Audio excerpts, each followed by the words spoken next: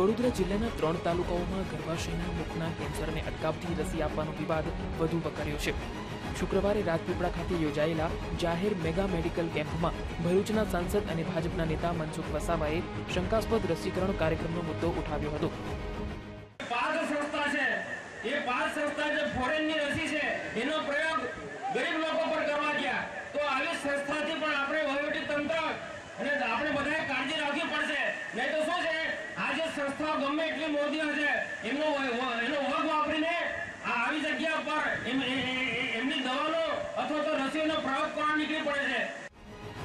વર્ષ 2009માં વિદેશી કંપનીની રસીનું રાજ્ય સરકારના સહયોગથી આદિવાસી બાળકીઓ પર પરીક્ષણ કરવામાં આવ્યું હતું। એ પૈકીની 2 બાળાઓના મોત થતા ભરૂચના સાંસદે પોતાના જ પક્ષની સરકાર અને વહીવટી તંત્ર સમક્ષ મક્કમ રીતે પોતાનો વિરોધ વ્યક્ત કર્યો હતો। આવી સંસ્થાઓ મહેરબાની કરીને નર્મદા જિલ્લામાં ન આવે એના માટે આરોગ્ય વિભાગના અધિકારીઓ અને બાકીના જિલ્લાના વહીવટી તંત્રના અધિકારીઓ અમારા જેવા લોકોએ પણ કાળજી રાખવી પડશે। મેં તો વડોદરા જિલ્લાની અંદર એક સિનોર તાલુકો અને કવાંટ તાલુકામાં 2 આદિવાસી કન્યાઓ જે ભોગ બની એવો અન્ય જગ્યા પણ ભોગ બની શકે છે। વડોદરા જિલ્લાના તત્કાલીન મુખ્ય જિલ્લા તબીબી ડોક્ટર બીપી ઇટારે પણ રાજપીપળા ખાતે આ કેમ્પમાં આવ્યા હતા। જ્યારે તેમને વિવાદાસ્પદ રસીકરણ બાબતે પૂછવામાં આવ્યું તો કંઈક આવો જ જવાબ આપ્યો હતો।